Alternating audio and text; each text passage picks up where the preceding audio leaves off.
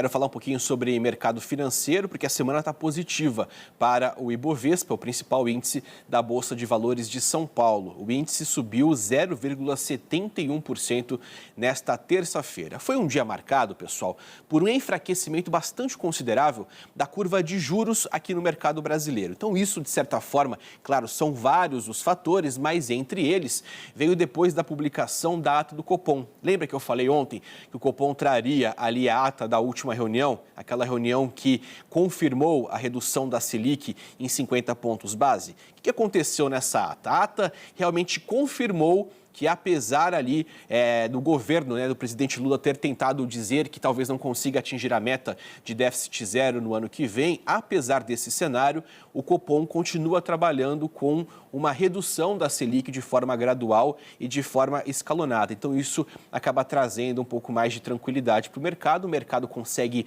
enxergar a médio e longo prazo e o resultado acaba sendo esse que a gente está vendo. Um outro ponto que envolve juros, a perspectiva daquela pausa no ciclo de alta de juros nos Estados Unidos. O que isso impacta a nossa vida? Essa diminuição, essa interrupção da curva de juros nos Estados Unidos faz com que os investidores fiquem com apetite ao risco, ou seja, eles querem buscar alguns países, alguns mercados que possam render a eles retornos maiores, lucros maiores. E o Brasil acaba entrando em todo esse cenário por conta da moeda brasileira. Então, esse é um momento que o mercado brasileiro acaba entrando no circuito de boas possibilidades e boas projeções aí para os próximos meses.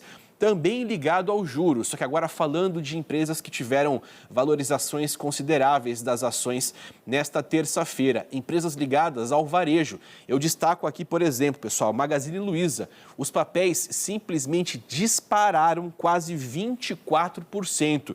O grupo Casas Bahia também viu as ações dispararem mais de 11,5%. Por quê que os juros acabam impactando nisso? Porque o varejo depende muito dos juros, As vendas do varejo, as compras que são feitas, as negociações a médio prazo, tudo isso, a taxa Selic acaba sendo ali um balizador. Então, quando a curva de juros acaba tendo um cenário de diminuição, o varejo comemora. O consumo, de certa forma, pode aumentar. Então, são vários elementos que ajudam para que o varejo tenha um desempenho positivo como foi esse. Mas não adianta. O principal motivo da alta da Bolsa nessa terça-feira está ligado ao setor bancário. O Itaú, que tem um papel que está entre os 5 mais importantes da Bolsa de Valores em São Paulo, ele teve uma divulgação do balanço do período, do último período, e esse balanço veio surpreendendo o mercado. As contas estão saudáveis e, inclusive, o número de inadimplentes está abaixo da média do mercado. Quer dizer, os clientes estão tomando crédito do Itaú e estão pagando em dia,